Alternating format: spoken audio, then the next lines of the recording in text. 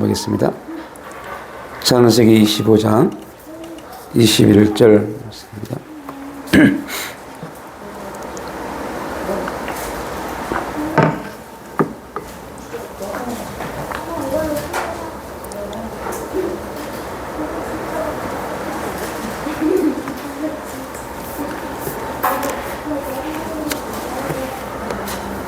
창세기 25장 21절 말씀 우리 함께 합독하겠습니다.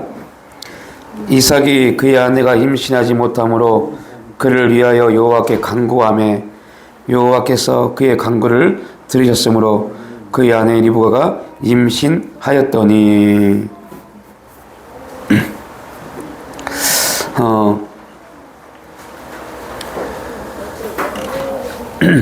오늘 본문 말씀을 보면 우리에게 참 중요한 내용을 질문으로 주고 있습니다. 하나님이 까버렸어요 그냥. 하나님이 아브라함을 부르실 때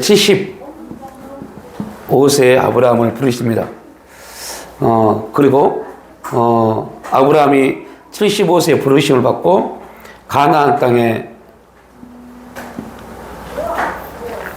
왔지만 이 삶이 그렇게 하나님의 부르심을 받고 순종한 그 결과에 합당하게 어떤 드라마틱한 하나님의 역사가 아브라함에게 임하지 않습니다.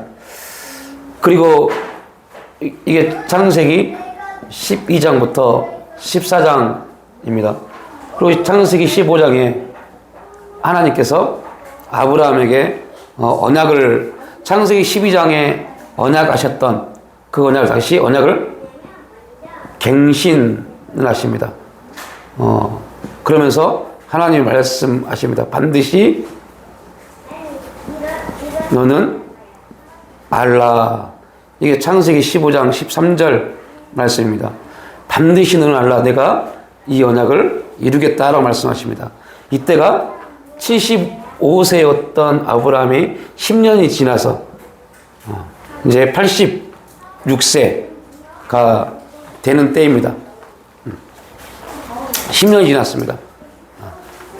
그리고 이 언약대로 아브라함이 100세에 이삭을 낳습니다.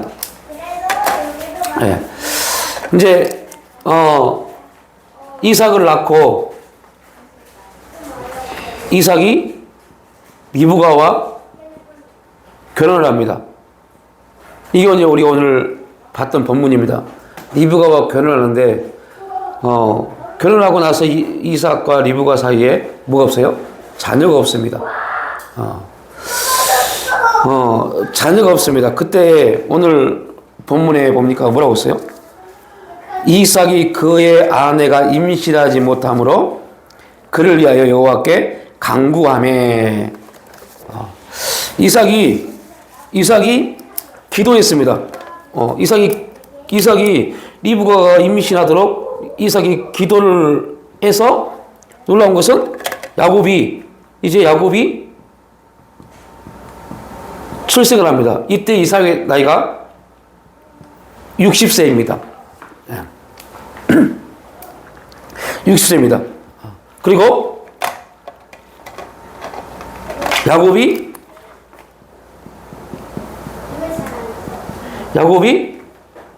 하나님의 언약을 이끌고 애굽으로 내려갑니다. 야곱이 애굽으로 내려갈 때 나이가 몇 살일까요? 야곱이 애굽으로 내려갈 때 나이가 130세입니다. 130세에 야곱이 애굽으로 내려갑니다. 그리고 이스라엘 백성이 이제 백성이 됐죠. 이스라엘 민족이 됐죠. 이스라엘 민족이 창세기 12장에 하나님이 아브라함에게 언약하셨던 가나안 땅, 가나안 땅에 들어간 입성을 한 시기가 애굽에서부터 이때까지 430년이 걸립니다. 자, 제가 이 부분을 말씀드리는 게 원래 오늘 본문은 이겁니다. 그런데 이 부분을 위해서 오늘 이거를 우리가 알아야 돼요. 그러니까 아브라함이 언약을 받고 그 언약이 아브라함에게 확신을 갖는데 몇 년이 걸렸어요? 10년. 10년이 걸립니다. 10년. 그리고 이삭이 리브가를 통해서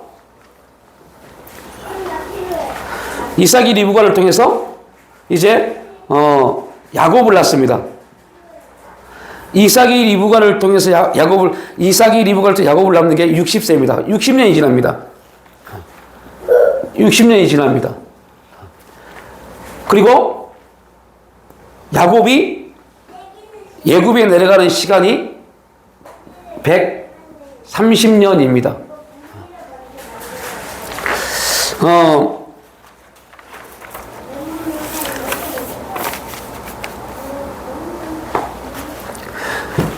그리고 85세 언약을 받고 이삭을 낳는데 100세니까 여기는 얼마가 돼요? 15년이 있죠.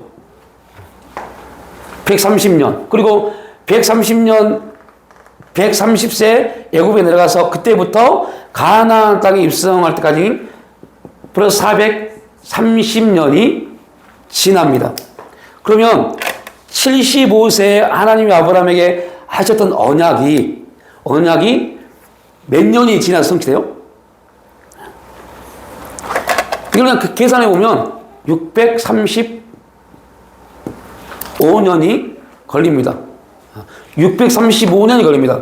635년에 일어날 일을 하나님은 지금 635년 전에 아브라함에게 믿으라고 말씀합니다. 이걸 뭐라고 한다고요? 이걸 믿음이라고 그래요. 635년에 아브라함이 75세에 하나님의 언약을 받고 그 언약은 몇 년 후에요? 635년 후에 이루어집니다. 그러니까 635년 후에 이루어질 언약을 지금 하나님이 아브라함에게 너는 믿어라라고 말씀하고 있어요. 믿으라고 하면 이게 힘들었을 건데. 그 아브라함은 계속 못 믿었죠. 못 믿었지만 결국 그 과정을 통해서 아브라함은 이제 이삭을 드릴 수 있을 만큼 하나님을 경외하는 자가 됐기 때문에 그 아브라함이 만약에 이삭을 드릴 만큼의 경외함의 신앙을 가지지 못했다면 어떤 일이 벌어졌을까요? 이 일은 없어질 거예요. 그러니까 하나님이 이 시간 속에서 넘어지고 실수하는 시간 속에서 아브라함을 계속적으로 아브라함이 나타나셔서 아브라함을 피어나 훈련 성장 성숙시켰습니다. 그런데 그 원리가 있어요. 아브라함이 그렇게 계속 변화되어지고 성장하고 성숙되어질 수밖에 없었던 것. 그게 뭘까요? 근데 그거는 얘기해야 돼요. 아브라함이 여러분 우리가 볼 때 아브라함이 그렇게 변화될 만큼 성숙할 만큼의 신앙을 가지고 있는 사람이 못 됩니다. 우리한테 하면 비교를 한번 해보자고. 적용시켜보자고요. 여러분 창세기 12장에 우리가 환경과 상황 때문에 아내를 누이라고 속이는 그로 인해서 하나님께 엄청나게 책망을 받는 그러한 일이 딱 있었어요. 그러면 그러한 일을 하나님께 엄청 책망을 받았어요. 그러면 그런 일이 또 있으면 돼요? 안 되죠, 안 되죠. 근데 아브라함 어때요? 있었습니다. 그러니까 아브라함은 믿음이 좋은 사람도 아니고 어떠한 사람도 아닙니다. 그래서 중요한 한 가지가 있었어요. 믿음이 좋은 사람도 어떠한 사람도 아니었는데 아브라함에게 있는 것은 하나님을 의지하는 믿음이요. 의지하는 마음이요. 그러니까 아브라함은 계속 자기 연약함을 발견한 사람이었습니다. 연약함을 발견했기 때문에 아브라함은 어쩔 수 없이 죄를 지을 수밖에 없는 연약한 존재였지만 그럼에도 불구하고 그는 어떠한 끈을 놓지 않았어요? 하나님이요. 요즘 우리로 말하면 기도의 끈을 놓지 않았어요. 계속 예. 그 아브라함이 그 하나님의 경외에 수밖에 없었으면 이삭 사건을 때문에 날 수 없는 나이인데 낳았으니까는 아마 그때 믿음이 더 견고해지지 않았겠나. 이제 그거는 그 과정까지 가기까지 하나님이 계속 하나님이 아브라함을 만드셨죠. 그러니까 그 하나님의 그 만디심이 없었다면 아브라함은 이삭도 하지 못했을 겁니다. 이스마일로 그의 인생은 끝났을 겁니다. 그럼에도 불구하고 하나님의 다루심과 하나님을 향한 하나님이 다루실 때마다 아브라함은 회개하고 돌이켰어요. 그러니까 우리가 지금의 성도들과 아브라함의 차이가 이겁니다.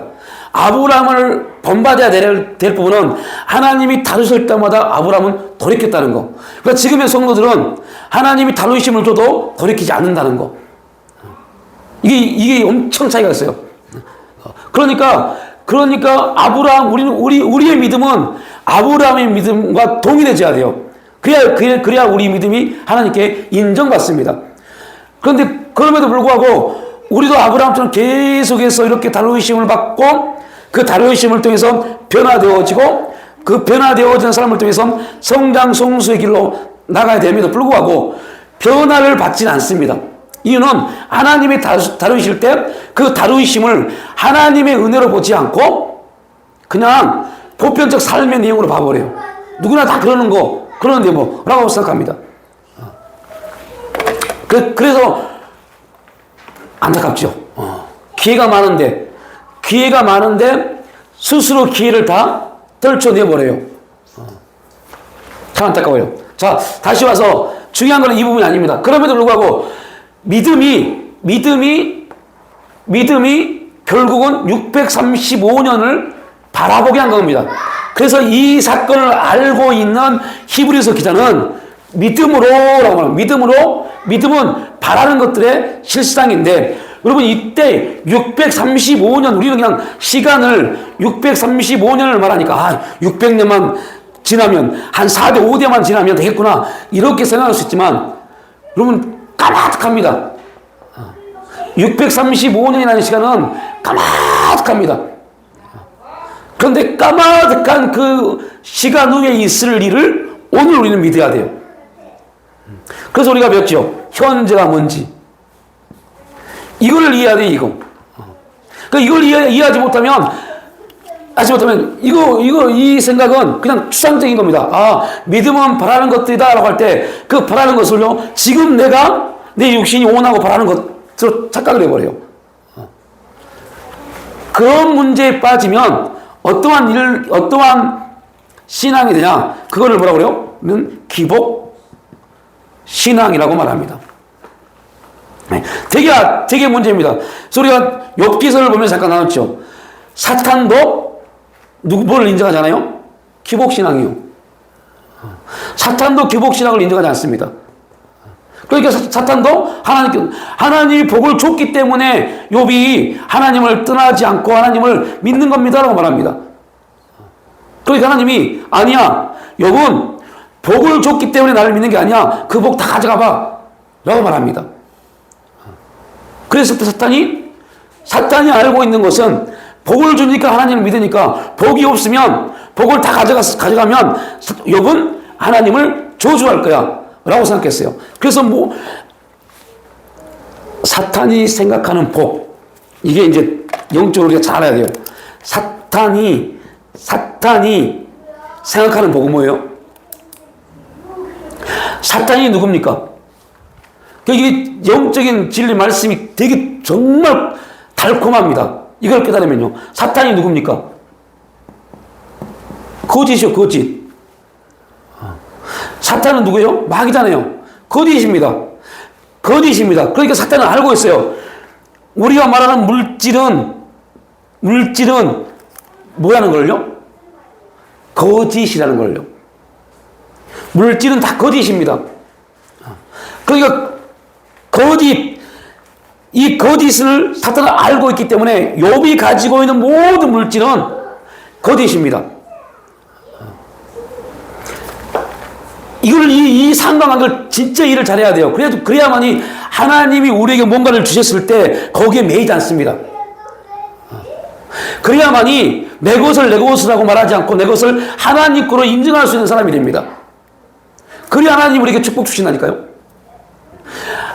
내 것을 내가 가지고 있는 지금 이것을 내 것이라 꽉 쥐고 있으면 내 것이라 생각하면 하나님의 축복을 줄 틈이 나지 않아요. 그러니까 우리는 하나님으로부터 부여하시 하나님 우리에게 부여하실 그 복을 받지 못하고 내 노력한데 열심으로 얻어진 것으로만 살 수밖에 없어요. 이게 빨리 깨지지 않으면 그래서 이 거짓이라는 게 뭔지를 빨리 이해해야 돼요. 사탄은 계속 그 거짓을 가지고 이 거짓 때문에 우리가 거짓말, 세상의 거짓 때문에 우리가 살고 있다고 착각하게 만들어요.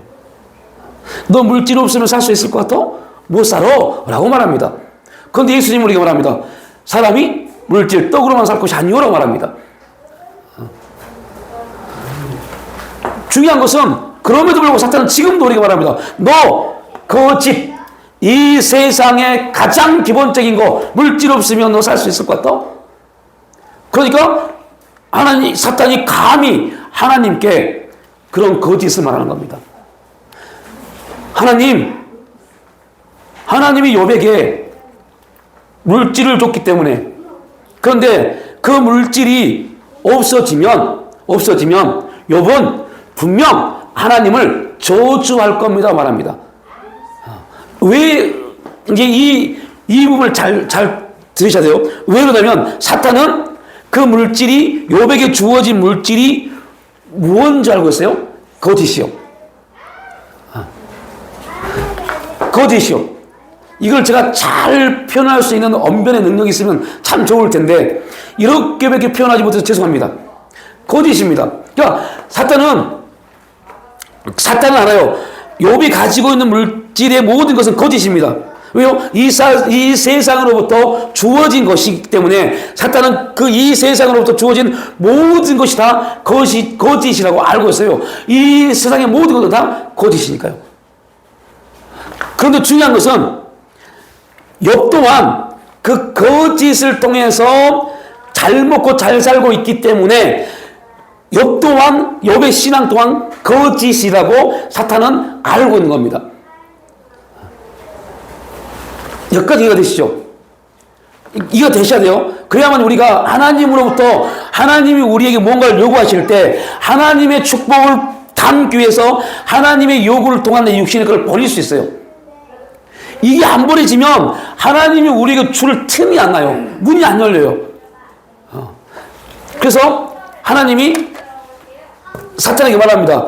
야, 욥은 지금 기복신앙이 아니야. 욥은 그가 가지고 있는 물질 때문에 나를 믿는 게 아니야. 라고 사탄에게 누구를 대변해요? 욥을 대변해 줍니다.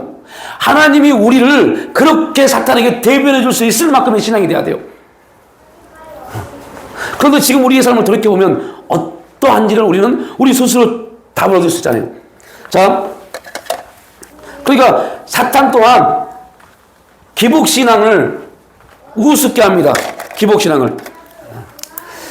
다시 돌아보면 믿음은 635년 후에 아브라함이 얻을 것. 그러나 실제로 보면 아브라함은 얻을 수 있는 게 있어요, 없어요? 아무것도 없어요. 635년 후에 하나님의 언약이 성취되기 때문에 아브라함은 언약을 받았지만 아브라함에게는 아무것도 일어나지 않습니다. 그런데 아브라함은 믿음으로 635년에 있을 삶을 산 겁니다. 그래서 믿음은 바라는 것들의 실상이다라고 할 때 그 바라는 것이 뭐냐? 뭘 바라느냐? 약속이요.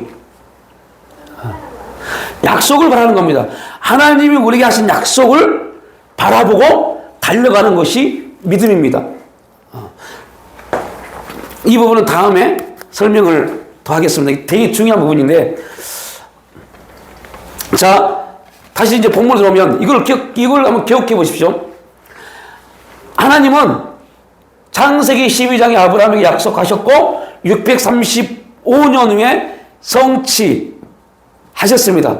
그 635년에 이 일이 성취되기 위해서 하나님은 반드시 이삭이 출생해야 됩니다. 이삭이 출생해야 되고 이삭이 리브가를 만나서 결혼하고 리브가와 이삭을 통해서 누가요? 야곱이 태어나야 돼요. 자, 그러면 다시 본문으로 돌아옵니다. 본문에서 뭐라고 그랬어요? 이삭이 그의 아내가 임신하지 못함으로, 그래서 아내가 임신하지 못했어요. 리브가가 뭐 하지 못했어요? 임신하지 못했어요. 그러니까 리브가가 임신하지 못함으로 하고 이삭이 뭐에 있다고 그래요? 기도했다라고 합니다. 자, 그러면 여기서 중요한 질문 하나 듭니다. 야곱은 기도의 응답입니까? 약속의 성취입니까? 자, 이게 지금 이 부분에 대한 부분이 우리 기독교의 가장 중요한 핵심 주제입니다.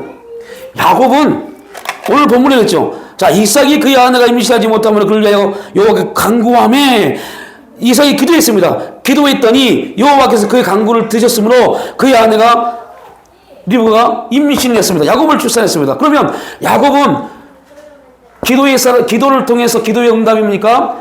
야곱은 약속의 성취입니까? 이게 지금 이 부분에 대한 우리의 영적, 성경적 해석이 나와야 돼요. 그러니까 창세기 25장 21절은 우리가 엄청난 중요한, 우리의 신앙에 엄청난 중요한 메시지를 던져주고 있어요. 그냥 문자적으로 보면 야곱은 뭐함으로 태어났어요? 기도함으로요. 누가 기도함으로요? 이삭이 기도함으로요. 이삭이 아내가 임신하지 못하니까 이삭이 기도한 겁니다. 여호와가 간구했어요. 어떤 간구했겠어요? 자녀 주세요. 임택해 해 주세요. 라고요. 그 하나님이 그 기도를 들으시고 이삭의 간구를 들으시고 야곱을 임택해 하셨습니다. 라고 대부분 설교합니다. 이렇게만 설교해버립니다. 그러면 여러분들 어떤 문제가 생겨요? 우리가 기도하기 때문에 하나님이 약속한다고 착각하게 만들어버려요. 이러한 착각을 만들었어요. 그래서 뭐가 나와요? 잘못된 기도의 형태예요. 그래서 우리가 굉장히 많이 들었죠. 어디에 어떤 기도 원장님, 어떤 목사님은 기도의 능력자, 그분과 기도하면 그분이 기도하시면 이런 잘못된 말을 해버린 겁니다. 기도의 능력은 기도를 어떻게 하고 어떠한 모양을 하고 어떤 소리를 내고 어떤 형태로 하고가 아니라 기도의 능력은요 하나님의 약속 안에 있습니다. 근데 기도가 우리가 기도하는 것은 필요한 것을 구하잖아요. 그게 저렇게 크게 못 본다는 얘기지. 하나님의 그 뜻 가운데 기도를 해야 되는데 우리는 그냥 당장 필요한 것들만 구해서 얻으려고 하니까 문제가 있습니다. 아니요. 그 부분이 아닙니다. 다시 말하면 이삭도 지금 현실적으로는 가장 필요한 것을 기도하고 있어요. 이삭에게 지금 가장 필요한 것은 대를 이어줄 자녀입니다. 그래서 지금 이삭이 하나님 내 아내, 저와 아내를 통해서 잉태의 축복을 주세요. 잉태할 수 있는 은혜를 주세요. 이거 어떻게 보면 현실적인 기도잖아요. 그죠? 현실적인 기도입니다. 그렇게 볼 수 있다는 거죠. 그러니까 지금 이삭에게 가장 필요한 게 뭐냐? 자녀를 출산하는 거예요. 그래서 그 기도가, 이삭의 기도가 이삭이 리브가가 잉태할 수 있도록 기도하는 것이 지금 우리에게 현실적으로 필요한 것을 놓고 기도한 것이다라고 또 볼 수 있습니다. 그런데 이제 그 다음 이제 설명을 들어보면 하나님이 우리에게 기도를 하라고 하실 때 기도의 마음을 주시는 게 뭔지를 알아야 돼요. 자, 하나님은 우리가 기도하든 않든 우리가 교회를 다니든 안 다니든 우리가 하나님을 온전히 믿든 안 믿든 하나님은 계속해서 창세기 12장에서 635년까지 갑니다. 그러니까 그 35년인 게 가난 입종하는 예. 때야. 예. 그러니까 창세기 12장에 하나님이 75세 된 아브라함을 부르셨어요. 75세 된 아브라함을 부르시고 언약하십니다. 내가 너로 큰 민족을 이루고 언제 이루어져요? 정확하게 말하면 언제요? 635년 후에요. 635년 후에 큰 민족이 이루어집니다. 근데 아브라함은 그걸 언제 응답받았어요? 75세 때요. 그 아브라함은 큰 민족이 이루어지는 사건을 봐야 못 봐요? 못 봤어요. 근데 아브라함은 그걸 믿음으로 받아들였어요. 그럼 어디에서 우리가 확인할 수 있어요? 히브리서요. 히브리서가 그걸 증명해 주잖아요. 자, 그러니까 우리가 이 영적인 메시지를 온전히 이해하지 못하면 이런 두 부류의 사람이 나옵니다. 한 부류는 뭐예요? 열심히 기도했더니 하나님이 역사를 움직이셨다. 많이 들어보셨죠? 우리가 기도함으로 뭐가 움직여요? 보호자가 움직이신다. 그러니까 다시 말하면 예를 들면 하나님이 A에서부터 Z까지 이렇게 계획하고 계셨었는데 계획을 하셨어요. 그런데 오늘 우리가 여기서 기도하니까 A에서 뭐 Z가 아니라 다른 어떠한 부분으로 섭리를 바꿔버리는 이렇게 잘못 기도를 가르쳐 왔어요. 그러니까 기도의 중심이 하나님이 아니라 누가 됐어요? 기도하는 사람이 나요. 내가 기도의 중심이 됐어요. 우리가 기도하면 이라는 우리 기도의 중심이 내가 되어버렸어요. 그러다 보니까 어떤 문제가 이제 빠져요. 여러분 기도할 때 계속 어떤 응답이 있습니까? 기도할 때도 계속 역사가 있습니까? 오히려 기도를 많이 하면 할수록 또 모순적인 부분이지만요. 기도를 많이 하면 할수록 더 공허해집니다. 분명 그 단계가 와야 돼요. 공허해지고 혼돈된 일들이 나타나야 돼요. 이렇게 기도하고 이렇게 하나님을 의지하는데 왜 인생이 이렇게 막막하지? 왜 인생이 이렇게 빡빡하지? 왜 이렇게 풀리지 않고 답답하지? 라는 부분이 반드시 와야 돼요. 그래야만 우리가 어떤 기도가 되느냐? 내 기도를 내려놓고 하나님의 기도를 하기 시작합니다. 그래서 우리 기도문에도 있잖아요. 우리의 뜻을 구하는 기도가 아니라 우리를 향한 하나님의 뜻이 이루어지기를 하는 기도요. 이렇게 기도가 막 답답해지고 빡빡해지고 막 이렇게 표현을 할 수밖에 없어요. 미칠 것 같은 그러한 모습들이 와야 돼요. 그거를 육신, 이 세상 사람들은 그러한 일이 올 때 상황 자기들이 살면서 그렇게 답답하고 막 뭐를 해도 안 될 때 찾아온 게 뭡니까? 우울증이요. 공황장애요. 근데 기독교인들은요, 그때 뭐가 와요? 혼란이요. 혼돈이요. 혼란과 혼돈이 무슨 말입니까? 하나님이 진짜 역사하시나? 이런 거요. 심지어 어떤 사람들 어떻게 뭐라고 그래요? 하나님은 살아 계신가? 하나님 나를 안 사랑하시나?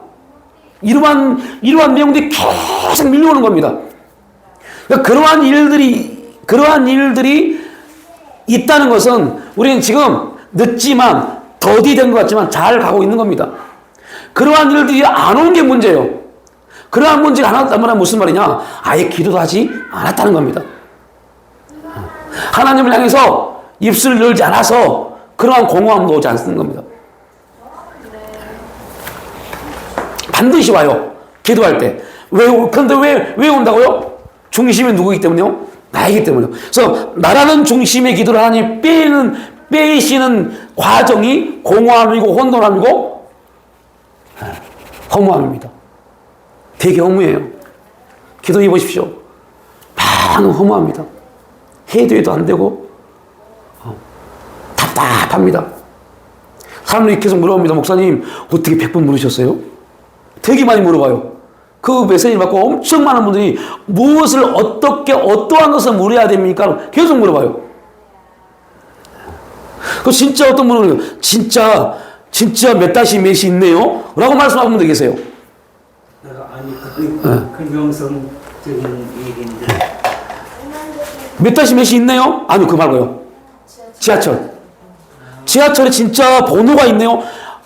여러분 지하철 번호 있던 사람들 모르는 사람 엄청 많아요. 그러니까 지하철에 번호가 있다는 걸 그걸 아 진짜 있었네요라고 그럼 그렇게 말씀하시더라고요. 관심 없이 그 저도 몰랐어요. 번호가 있는지 없는지. 그래서 그때 알았어요. 진짜 오다시가 있네? 라는 거예요. 근데 목사님이 기도하는데 부모가 좋은데 그게 그런 건가? 예. 왜 그러냐면 이제 그 주체를 바꿔가는 과정입니다.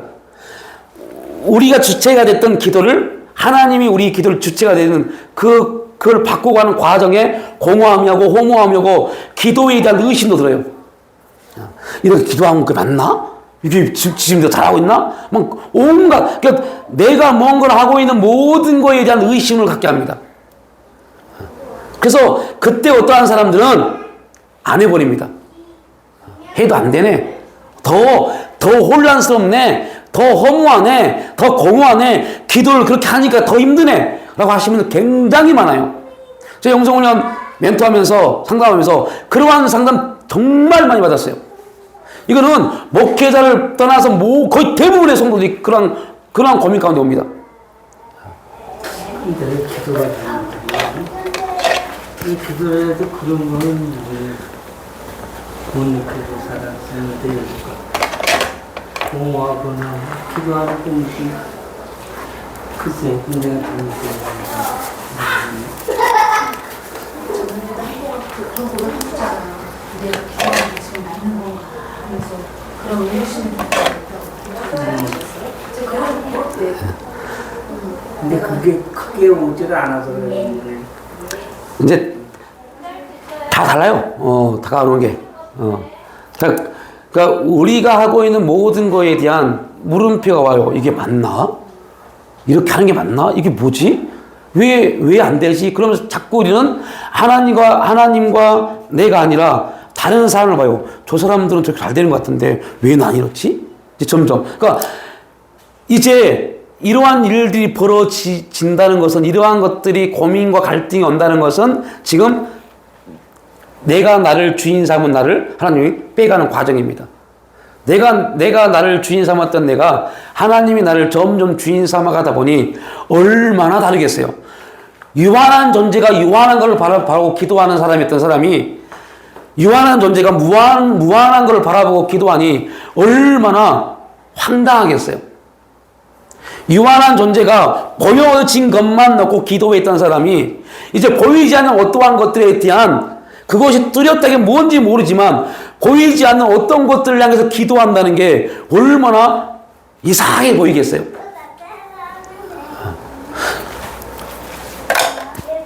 제가 주일날은 잠깐 그렇게 말했지만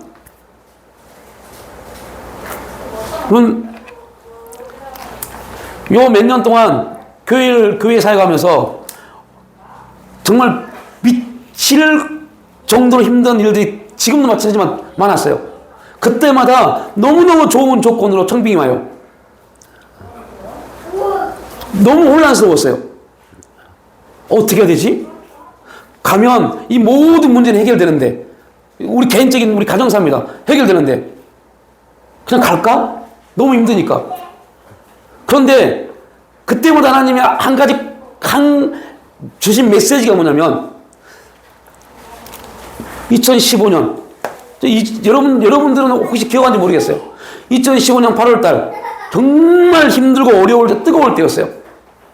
저 3510번지 잊어버리지 않습니다. 3510번지 2층 에어컨도 고장내서 뜨거운 여름에 매일 밤 하나님 이제 영성교회의 사역은 마치고 이루는 교회로 옮겨질 텐데 하나님 10년 동안 2005년부터 10년 동안 영성을 통해서 훈련시켰던 하나님께서 이제 이루는 교회를 통해서 역사하실 그 거룩한 역사를 바라보고 매일 밤 한 달 동안 기도했을 때 계속 그때 그 모습만 보게 하세요. 다른 부분이 아니라 그게 너무 커서 뭐 이루는 교회를 향한 하나님의 비전이 있고 이건 아무것도 안 보여요. 근데 이것만 보여요. 2015년 8월달 그때 얼마나 힘들고 얼마나 어려웠느냐. 그러니까 여러분들 요즘 저희 안에 이런 영적인 대화입니다. 우리가 옮기지 못하면요, 하나님이 환경을 통해서 옮기게 만드십니다. 저희는 저 영성교회 3510번지에서 옮길 수가 없었어요. 주일은 나가라고 하는데 나갈 수가 없었어요. 왜요? 나갈 돈이 없으니까. 교회를 옮겨려면 옮겨야 할 이사, 비용도 필요하고 모든 게 필요한데 나갈 수가 없었어요. 나갈 수가 없으니까 하나님 우리를 거기서 끄집어냈어야 돼요. 그곳은 우리에게 아픔이 있고 기쁨과 감사가 있지만 아픔이 있고 고통이 있고 분란이 있고 혼돈이 있었던 곳입니다. 이제 거기서 끄집어내서 하나님의 역사를 이루실 곳을 우리를 옮기시기로 원하셨어요. 그래서 나갈 수가 있어야죠. 갈 수가 있어야죠. 갈 수가 없었어요. 주일은 매일매일 전화했어요. 나가라고. 빨리 나가라고. 나갈 수가 없었어요. 그러니까 하나님이 어떻게 하세요? 건물을 팔아버렸잖아요. 그 건물이 팔려서 이제 나갈 수밖에 없도록, 완전히 나갈 수밖에 없도록 만드신 겁니다. 그게 뭐예요? 하나님의 약속, 언약이요. 언약이요. 이게 엄청 중요합니다.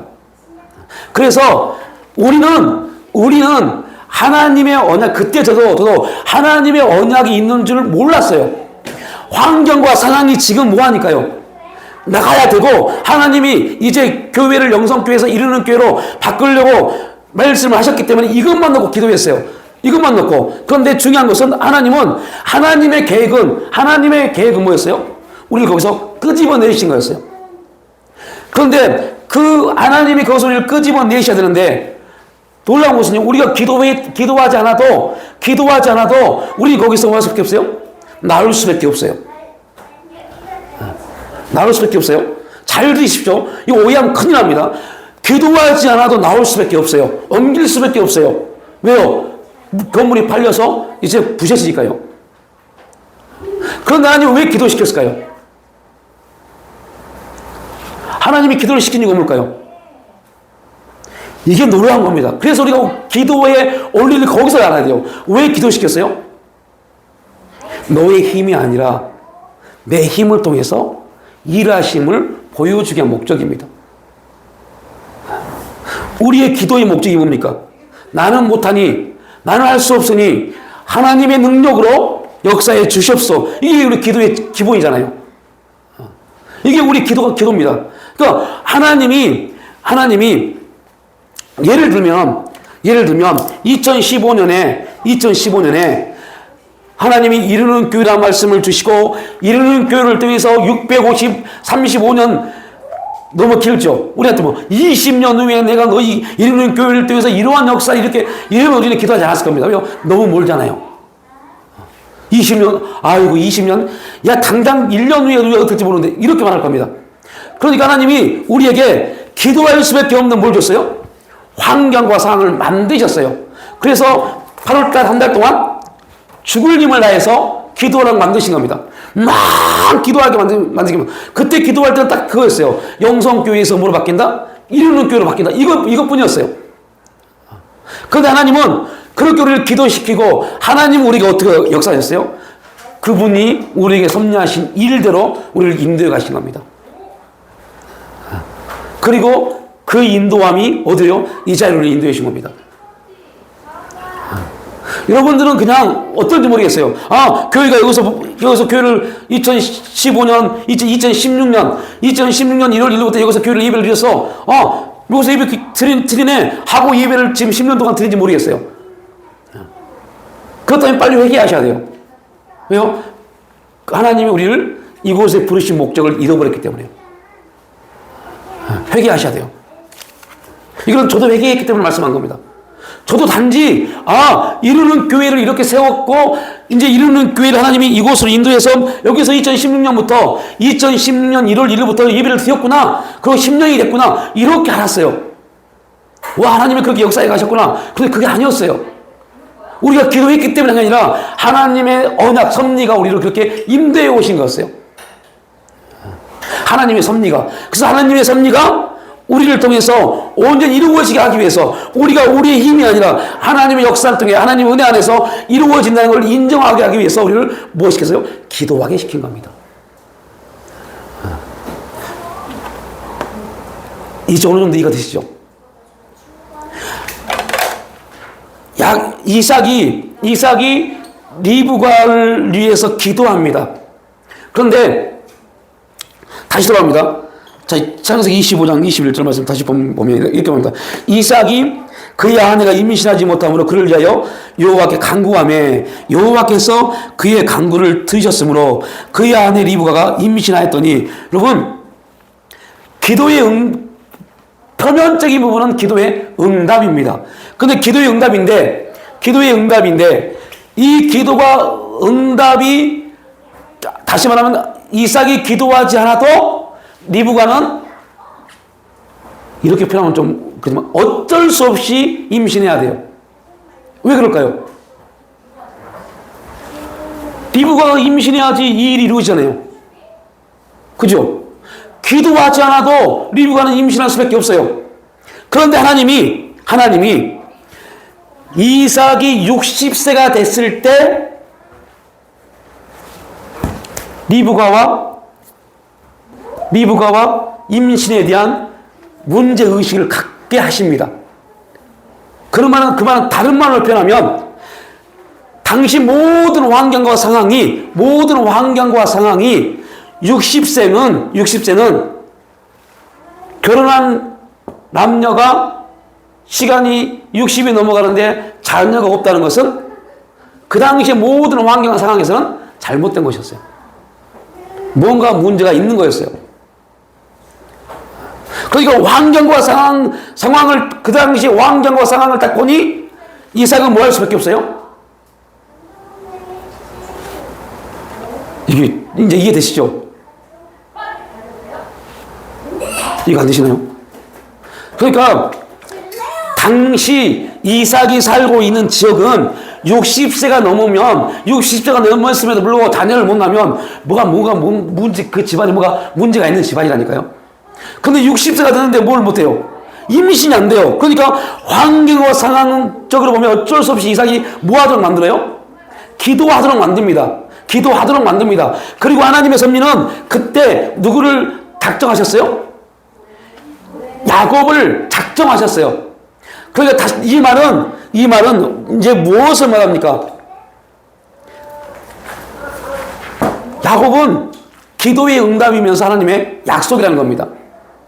그 하나님의 약속을 이루실 때 우리가 영적으로 완전히 민감해서 언제 영적으로 뛰어나서 영적인 탁월함이 있어서 하나님의 역사를 다 모든 걸 다 보고 그때 딱딱 기도하면 너무너무 좋을 텐데 우리는 그러한 존재가 못 됩니다. 너무 무지하고 어둔하고 너무 민감하지 못해서 하나님이 역사하고 있음에도 불구하고 하나님 역사님 모르고 하나님 말씀하고 있음에도 불구하고 하나님 말씀이 모르는 그러한 존재입니다. 그래서 하나님의 역사를 우리 가운데 하나님의 역사를 나타내시면서 너의 능력과 너의 노력과 너의 열심이 아니라 내 은혜 안에서 너에게 이 일이 이루어짐을 알게 하시려고 하나님의 일을 행하실 때 우리에게 기도할 수밖에 없는 뭘 만든다고요? 환경을 만드신다고요. 기도할 수밖에 없는 환경을 딱 만드시는데 그 기도할 수밖에 없는 환경이 어떤 환경이나 지금 아까 장로님 말씀하신 것처럼 지금 내가 필요한 것이 있는 그런 환경을 만듭니다. 왜요? 지금 나에게 필요한 부분이 해결되지 않으면 우리는 뭐 하지 않을까요? 기도하지 않으니까요. 이해가 되시죠? 그래서 우리를 기도하도록 만들려고 지금 우리에게 정말 필요한 뭔가를 이거 해결 안 되면 우리 가정이 우리 인생이 끝나버릴 것 같은 그 환경을 딱 주신다니까요. 그런데 문제는 이 환경을 풀려고 주신 게 아닙니다. 이 문제를 풀어주시려고 준 게 아닙니다. 이것은 단지 뭐예요? 기도하도록 만드는 수단입니다. 그런데 우리의 무지함은 또 어떻게 돼요? 여기에 파고 들어가 버리네, 여기에. 이 문제를 풀려고. 네. 여기에 파고 들어가 버립니다. 그러니까 어떤 문제인지 우리가 빠지면 하나님이 준비하시고 하나님이 주시고자 하는 부분들을 기도함에도 불구하고 얻지 못하고 지금 내가 필요한 어떠한 것들에 메워서 기도하고 그렇게 살아왔어요. 그렇게 신앙생활 해왔어요. 그러다 보니까 어느 때는 이렇게 기도하니까 하나님 응답하셨는데 지금은 왜 안 하시지? 계속 이러한 문제가 우리를 무너뜨립니다. 이러한 것들이 우리를 힘들게 합니다. 감춘 보화를 키우니까는 그죠? 그 하나님 언약을 발견되어진 것이 감춘이 보화입니다. 그것만 발견되어지면, 여러분, 이제부터 뭐가 보여지기 시작하면, 지금 내가 뭐 할 때이구나를 고백하게 됩니다. 하나님이 또 이렇게 우리를 기도하도록 만드시구나. 저희 가정이 지금 심각한 문제 가운데 있어요. 너무너무 심각한 문제 가운데 있어요. 그런데 감사한 것은 그 일을 통해서 하나님은 우리 가정이 함께 모여서 기도하고 예배드리도록 시간을 만들어 주셨어요. 저 목적은 이게 아니었어요. 목적은 이게 아니라 이거를 만드신 이유는 우리를 뭐 하도록요? 하나님 앞에 무릎 꿇게 만들기 위한 하나님의 수단이었어요. 그런데 문제는 이제 우리의 모든 근심이 어디 가요? 그 수단에 빠져버린 순간부터 우리는 하나님과 무관한 삶을 사는 겁니다. 하나님의 뜻을 이루지 못하는 겁니다. 그러니까 하나님의 뜻은 뭐예요? 이 수단 우리가 말하는 지금 우리가 뭐가 필요하다고 생각하는 것, 이것이 아니라 우리는 우리의 생각을 거기에 뺏기면 안 돼요. 그래서 제가 작년에 한 6개월 동안 계속 말씀드렸죠. 하나님이 왜 이 환경을 주셨는지를 발견하는 것이 우리의 영적인 발견하기는 쉽지는 않아요. 그게 한두 번에서 되는 거 아니죠. 얼마나 좋게 되는데 그게 참 그러니까 아까도 말씀드렸지만 많은 분이 질문한다니까요. 목사님, 하루에 100번씩 몇 개월을 훈련해야만이 됩니까? 라는 질문합니다. 많은 사람들이 그거예요. 딱 정해지면 하겠다. 천만의 말씀입니다. 그랬어요. 얼만큼 하는 게 중요한 게 아니라 정말로 훈련되게 하면 당장 내일이라도 될 수 있습니다. 왜요? 그 일은 되게 하시는 분은 누구니까요? 내가 계속 했기 때문에 되는 게 아닙니다. 하나님의 성령이 역사에 가르치시는 거죠. 그러니까 똑같은 겁니다. 하나님의 뜻을 발견하는 거, 그 한두 번 해서 발견하지 않죠. 한 달 해봤다고 해서 발견되지 않죠. 우리는 그동안 하나님의 뜻을 발견하면서 기도한 적이 없기 때문에요. 이 육신의 나를, 내가 주체된 나를 무너뜨리는데 얼마나 많은 시간이 걸리겠어요? 내 자아가 파쇄되는데 얼마나 많은 시간이 필요하겠어요. 또한 우리가 여러분 그리스도인들이 교회에서 하는 모든 것들은요 다 하나님의 뜻 가운데서 한다고 생각하고 있잖아요. 그러니까 그것도 새로운 자가 그것도 무너져야 되는데 그것까지 무너지는데 얼마나 많은 시간이 필요하겠어요.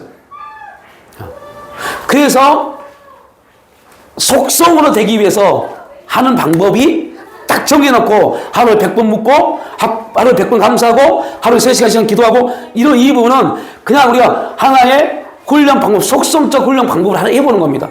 그렇다고 해서 이렇게 했다고 해서 뭐 3개월 사이에 5개월 사이에 되느냐? 그것도 아닙니다. 그거는 하나님이 마음을 주셔야 되고 아니요. 정리는 해야 돼요. 계속 해야 돼요. 계속 해야 돼요. 저는 그래서 100번 묻는 거 계속 체크했어요. 훈련할 때는. 조그만 스포츠집 갖고 다니면서 계속 체크했어요. 100번은 무조건 100번은 의무적으로 물어야 됐어요. 의무적으로 100번 묻고 의무적으로 100번 감사했어요. 의무적으로 해야 돼요. 왜요? 그래야만 우리 육체는 의무적으로 계속 하면 거기서 익숙해집니다. 그때까지 계속 하는 겁니다. 요즘에 목사님이 있는 기도를 적어줬잖아요. 그거 하면서부터 좀 많이 변화가 좀 있는 것 같아요. 다니는 것도 그렇고 이 집에 들어서는 무슨 일을 해도 이렇게 감사가 되고 어쨌든 모르겠어요. 많은 변화가 있는 하나님이 자꾸 쳐다보는 것 이제 제가 이제 기도문을 우리가 함께 기도문 가지고 함께 기도합시다. 이거는 뭐 다음에 또 기회가 되면 나누겠지만 그거는 어떠한 부분 때문에 제가 그런 거냐면 이거는요 우리의 기도의 틀을 좀 잡아보려고 합니다. 그래서 계속 우리의 생각을 집중을 계속 거기 두려고요. 솔직히 죄송한 말이지만 뭐 기도문 이거 읽고 막 기도하는 거 저도 하루에 처음부터 끝까지 이 교회를 위해서 기도합니다. 마지막 축복합니다까지 기도하는데 하루에 한 3번 해요, 이거. 이것만 해요, 다른 게 안 해요. 이것만 계속 3번, 기도할 때마다 이것만 합니다. 그러면요, 하고 있다가 다 알고 있는 것이, 그렇거든요, 생각이. 근데 계속 합니다. 기도할 때마다 앉으면, 시간이 안 되면 그냥 오늘은 그러면 교회를 위해서, 나라를 위해서, 교회 생활을 위해서, 우리 가정을 위해서 이 4가지만 합니다. 나머지 그 다음에 성도를 향한 축복 기도는 너무 길어요. 그런 시간이 있을 때 합니다. 이거 3개만 쌈박, 이거는요, 한 10분이 끝나버려요. 그것만 합니다. 어떻게든 모든 기도를 여기다 맞추려고 해요. 이유는 뭐냐면, 이 기도문이 좋아서 전혀 아닙니다. 차라리 방언을 쫙 기도하는 게 훨씬 편해요. 근데 왜 이걸 하느냐? 저는 웬만하면 방언 기도 많이 안 해요. 이것만 계속 합니다. 이유가 있어요. 저도 또 다른 훈련을 하는 겁니다. 여러분도 그 훈련을 시키려고 그래요. 어떤 훈련이요? 집중 훈련이요. 내가 뭔가를 모르고 기도하고 있다는 집중 훈련이요. 이 훈련이 안 되면 우리 기도 여러분 죄송한 말이지만 기분 나쁠 수 있지만요. 기분 나쁘지 마십시오. 여러분 헛기도 하고 있는 겁니다. 헛기도요. 이렇게 말하면 목사님 무슨 말씀이세요? 성령께서 우리 안을 통해서 여러분 속지 마십시오. 방언 기도하면 성령께서 속지 마십시오. 왜요? 성령께서 역사하시면 우리의 생각이 기도와 서로 떨어지지 않습니다. 그런데 여러분 방언 기도 해보십시오. 생각이 방언 기도 잡히십니까? 안 잡히잖아요. 안 잡히잖아요. 생각 따로 기도 따로 하잖아요. 그러지 않으세요? 대부분 그렇더라고요. 그래서 제가 그때부터 기도문을 만들었어요. 여러분 집중하는 훈련이 기도에 집중이 되면 이제 점점 뭐가 돼요? 기도의 생각이 잡아져요. 생각이 잡아진단 말이 무슨 말이냐? 내가 기도하고 있을 때 생각이 계속 기도에 집중되어집니다. 다른 곳에 우리의 생각이 흘러가지 않고요. 생각이 집중되어집니다. 그거를 기도의 사역에서는 기도줄을 잡는다고 그래요. 그래서 많은 사람이 기도줄을 잡는다고 말하면 무슨 말인지 몰라요. 그리고 영적으로 뭐가 열린가? 이렇게. 그런 생각하면 골치 아파요. 그게 아닙니다. 우리의 생각이 잡생각에 빠지지 않고 생각이 우리의 기도에 쫙 빨려옵니다. 그래야지 기도 가운데 누가 생각나요? 하나님이 생각나죠. 우리의 기도를 그래서 여러분들 이 훈련이 안 되면 계속 이 문제만 내 모든 기도가 이 문제에 빠져버린다니까요. 하나님은 이 문제를 주신 목적이 뭐라고요?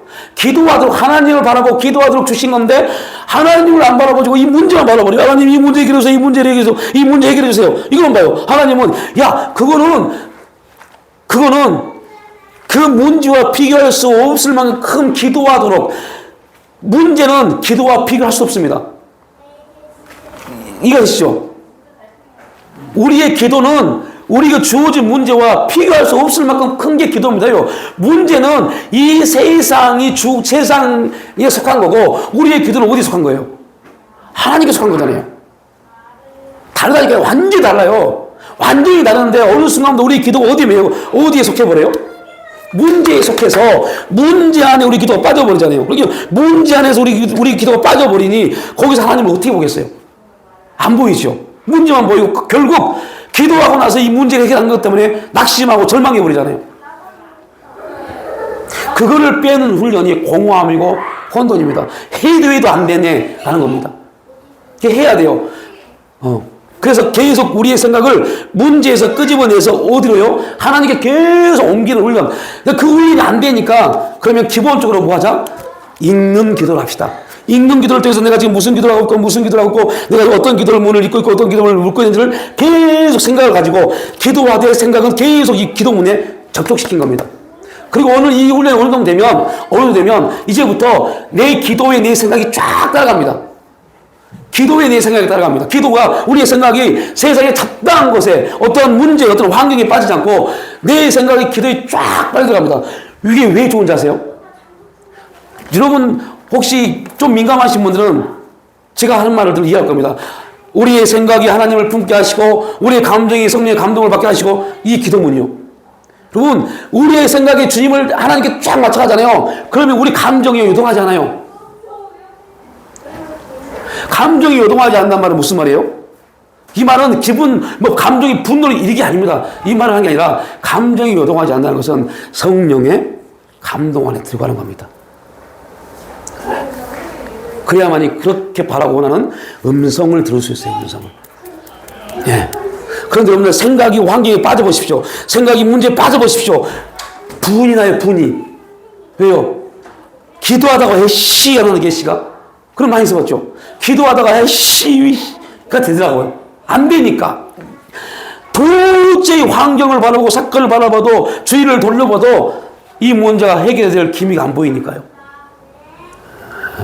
그런데 다윗의 고백처럼 눈을 들어 산을 보아라. 산을 볼 수 있는 사람이 된다니까요. 이 환경과 상황이 아니라 이것은 아무것도 아니구나. 왜요? 우리 안에서 역사하신 분이 훨씬 크시니까요. 그래서 우리 기도문도 그런 게 있잖아요. 훨씬 크시니까 그 크신 분을 바라보면 그를 바라보도록 하는 겁니다. 그래서 이 기도문을 드린 겁니다. 이걸 말하려고 하겠는데 아무튼 동일한 거죠. 기도. 그래서 이삭이 환경과 상황적으로 뭐 할 수밖에 없는 지금 실정이 됐어요? 기도할 수밖에 없는 실정이요. 자, 시간 좀 이렇게 걸려줄게요. 만약에 기도하지 않아도 635년 후에는 하나님은 이스라엘 백성들 어디 인도가요? 여러분, 그 전에 한번 말씀드렸죠. 이거는 다음에 좀 이렇게. 자, 애굽에서 하나님이 이제 때가 됩니다. 어떤 때가 됐어요? 그들을 인도해 갈 때가 돼요. 그래서 하나님이 어떠한 말씀을 출애굽게 딱 내비쳐요? 요셉을 알지 못한 왕이요. 요셉을 알지 못한 왕을 딱 세웁니다. 그걸 왜 세워서 말을 했을까요? 그 말 할 필요도 없는데. 그 이유가 있어요. 그럼 다음에 설명할게요. 요셉을 알지 못한 왕을 딱 세워서 그리고 결정은 뭡니까? 결론은 이스라엘 백성들을 힘들게 합니다. 그런데 여러분들 성경 어디에도 이스라엘 백성들이 그거 가지고 하나님께 부르셨다는 말 나와 있나요? 한 구절 나오잖아요. 그런데 놀라운 것은 하나님이 그걸 물어줘요. 그들의 부르짖음을 들었다라고 말해버립니다. 그들이 나를 향해서 부르짖는 소리를 들었다고 그럽니다. 부르짖지 않는데 들었다고. 놀랍죠? 놀라운 겁니다. 자, 이게 하나님이 바라보는 기도의 원리입니다. 하나님이 네. 관점하고 우리는 네. 자, 그게 무슨 말이요? 하나님이 바라보는 기도라는 건 무슨 말이냐면 그들이 기도했다는 소리가 아닙니다. 하나님은 그분의 약속만 가지고 나타나십니다. 우리가 뭔 기도를 하든 그 부분이 아니라 하나님이 그분의 약속이요. 네. 그분의 약속을 성취하시려고 요셉을 알지 못하는 새로운 왕조를 세워서 요셉을 알았던 셈족의 후예가 애굽을 다스렸을 때 풍성하게 살았던 이스라엘 백성들을 이제 고통을 주기 시작합니다. 고통을 주니까 그들이 막 울부짖습니다. 이 고통에서 벗어나려고. 그게 우리 기도입니다. 어떻게 기도? 이 문제 해결해 주세요. 이 문제 해결해 주세요. 여러분 이 문제 해결해 주세요. 기도하면서 하나님을 생각하네요. 안 한다니까요. 그 문제만 생각하지. 기독교인이니까 직분자이니까 그럼에도 하나님 역사에 있으라고 말은 하지. 여러분 우리 기도의 모든 중심에는요 그 문제밖에 없어요. 한번 살펴보십시오. 문제에 빠져서 문제를 놓고 기도하고 문제만 바라봐 보십니다. 하나님 안 바라봐요. 그게 이스라엘 백성들의 중단, 고통을 통해서 부르짖는 소리였어요. 힘들다. 그런데 하나님 그를 부르짖으며 들으셨어요. 이유는 뭐예요? 하나님의 때이니까요. 그러니까 이 원리를 하면 우리가 기도할 수밖에 없는 환경을 주셨단 말은 다른 말로 표현하면 지금 뭐가 있다는 거예요? 하나님의 역사가 기다리고 있는 겁니다. 이해가 되시죠? 그러면 여러분 우리가 기도할 수밖에 없는 환경이 왔다. 그러면 장로님 아까 말씀한 대로 그 뜻을 깨닫지 못해서요. 당연히 못합니다. 계속 훈련이 필요해요. 그런데 이거 하나만 하면 돼요.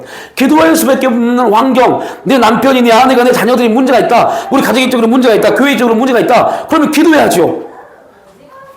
문제를 줬기 때문에 기도하는 겁니다. 그럼 그때 아십시오. 기도를 할 수밖에 없는 환경이 왔다. 그러면 지금 뭐 할 때예요? 하나님이 역사할 때가 임했다는 겁니다. 그러면 우리는 뭘 바라봐야 돼요? 하나님, 교회가 힘듭니다. 이걸 보면 안 돼요. 안 됩니다. 교회가 물질이 없습니다. 이거 보면 안 돼요. 안 됩니다. 교회가 작습니다. 보면 안 돼요. 안 됩니다. 뭘 봐야 돼요? 하나님 역사를 봐야죠. 하나님 역사를 그것만 바라고 기도해야 돼요. 하나님, 좀 물질 좀 채우세요. 백날 그거 기도해 보십시오. 안 채워져요. 왜요? 그 채워줘봤자 어떤 문제 빠져요? 교만해져요. 그런데 뭘 바라본다고요? 하나님의 역사요. 아, 하나님이 역사할 때가 됐구나. 이 영적인 원리가 보여지면 기도의 시간이 어떻게 바뀔까요? 여러분, 죄송한 말이지만 기도의 시간이 10분, 20분으로 끝나버립니다. 할 게 없어요. 기도할 게 없어요. 끝나버려요. 그러면 우리는 무슨 기도하면 돼요? 중보기도요. 그 다음에 중보기도 하는 겁니다. 그런데 중보기도 하지 못한 이유가 뭐예요? 내 문제가 너무 산적해 있으니까요. 이게 이 산적해 있는 문제만 놓고 기도하다 보니까 이것만 놓고 기도하는데 문제는 이거 놓고 기도하는데 전혀 내 마음에 뭐가 없어요? 감동이 없어요. 평강이 없어요. 불안해요. 안 될 것 같아요. 그래서 이 기도가 계속 우리를 그 기도하고 있는 그 환경과 상황이 나를 엄습해 옵니다. 네, 이거는 여러분 다시 한번 말씀드리지만 유튜브나 설교를 계속 들어보셔야 돼요. 그래야 이해가 됩니다. 저도 지금 이렇게 말씀드리죠. 내일, 목요일, 금요일, 수요일 설교를 2-3번 들어봐요. 그래야만이 제가 만들었던 이 본문과 또 다른 말씀들이 그때 오기 때문에 또 들어봅니다. 그러면 뭐 여러분 바쁘시지만 한번 꼭 들어보십시오. 전혀 오늘 듣지 못한 것들이 들려져요.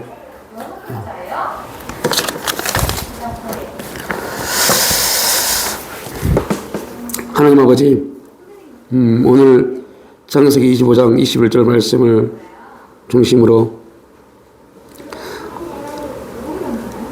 야곱이 기도의 응답인지 하나님의 약속의 성취인지에 대한 주제를 가지고 함께 말씀을 나누었습니다.